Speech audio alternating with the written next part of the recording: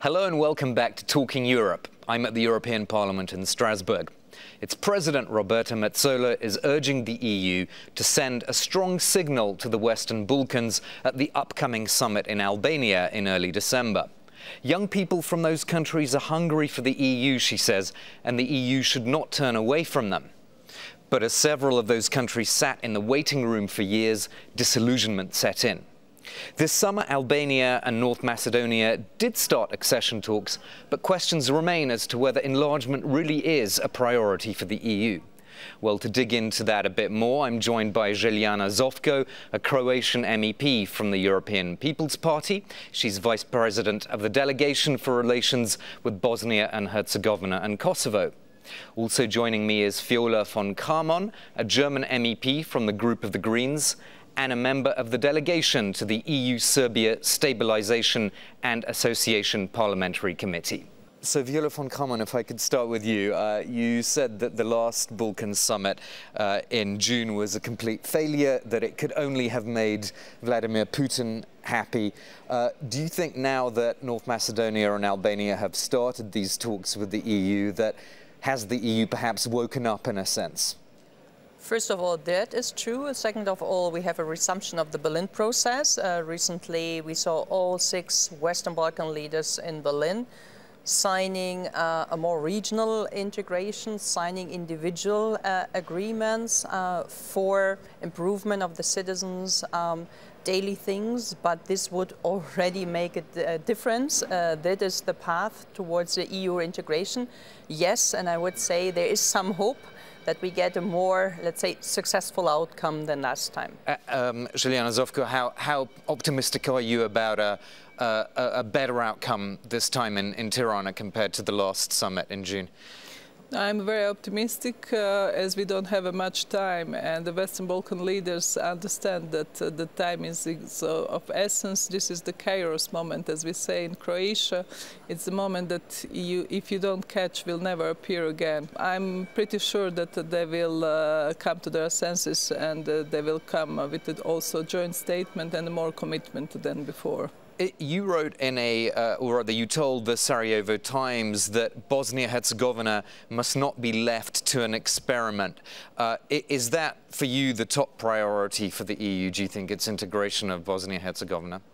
For me, it is, and it will be the top priority. For Croatia, that's a top peace and security issue, Bosnia and Herzegovina, and I must remind you that Stability Pact and the first conference that made the Western Balkan an issue and the EU enlargement topic was done in Sarajevo in 1999, and then Zagreb summit in 2000, when Jacques Chirac had the courage to offer this enlargement perspective, and Croatia is the one who is always advocating an enlargement perspective for the countries in Western Balkan, because that's the only way that we will not have instability exported through this area. We can see all these migration waves that are happening again. We can see instability that is happening in our borders. So enlargement for us is the top issue, and Bosnia and Herzegovina is the key issue for the Western Balkan. I'd like to get both of your thoughts on Serbia and Kosovo, but perhaps we could start with Serbia, Viola von Kramon. There was an opinion poll done by the Balkans and Europe Policy Advisory Group a year ago, which showed much lower public support for the EU in Serbia than in the other Western Balkans countries. Do you think there's a real risk of Serbians just sort of giving up on the whole process? No, not at all. I think this is very misleading. I see that Serbia is a European country, as all the others too.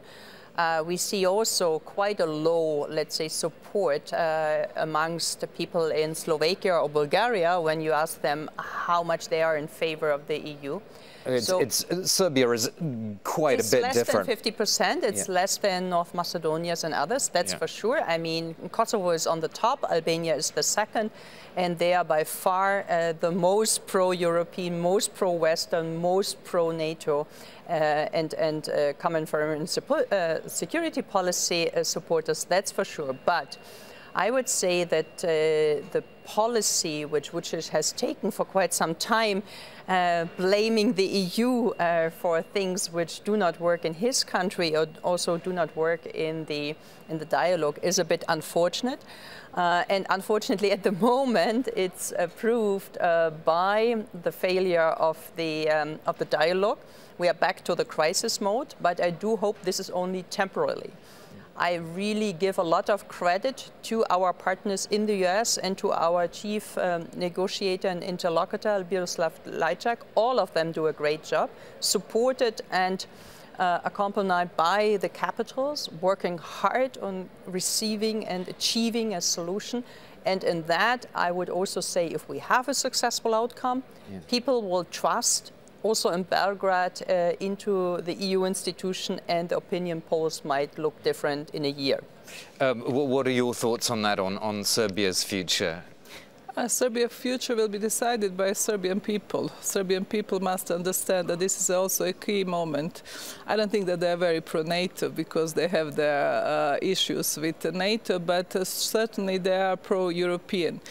For a long time they've learned how to play on both sides, but sometimes they don't understand that this time is over, and now they have to make up their mind. They have to make a right choice. They have to also to deal with the past and to deal with the minorities.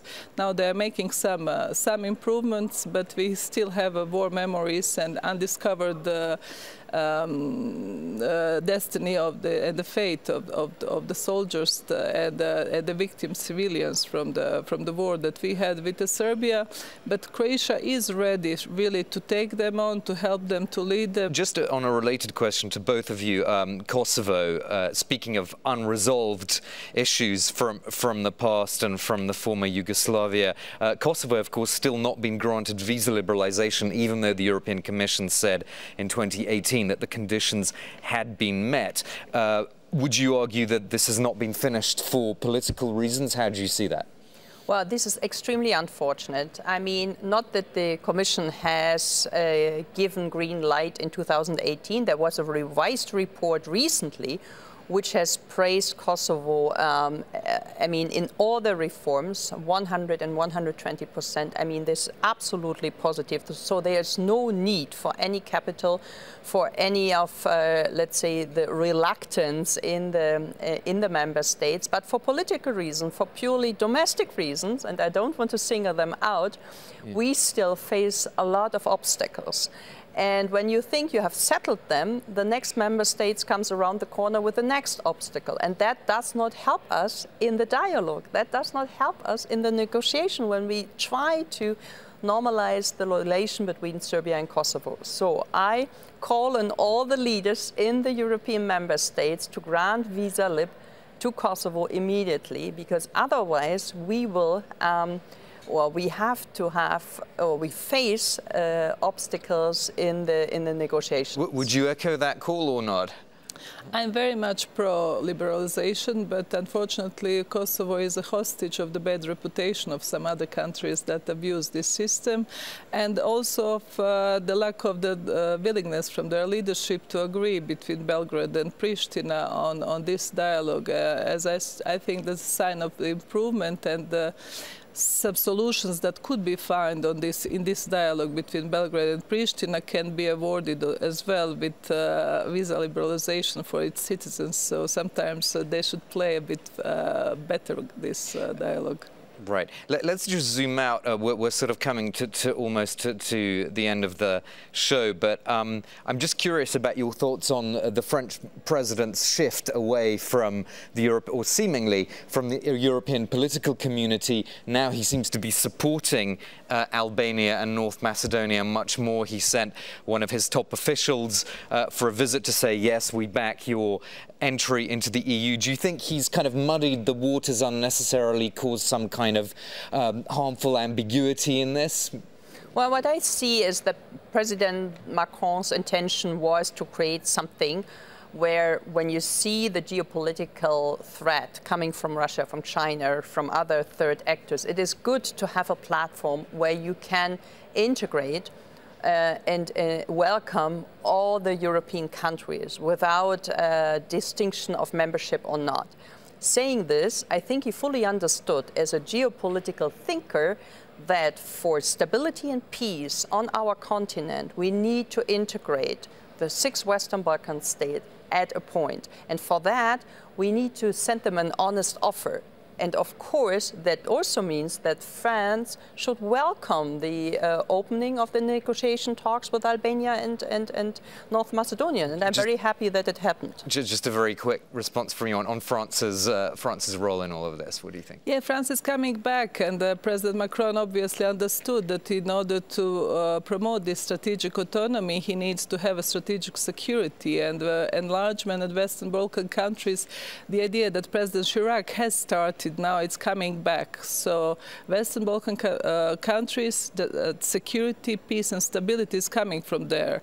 If you don't take it on as your own responsibility, enlargement is a tool, is the only tool that how we can protect our borders. There's no other better tool for that. So he's now has this institutional memory, and obviously I would also welcome Catherine Colonna, who was really working hard on this issue as a Minister of Foreign Affairs. She was a really good minister, and she's a great asset on this issue.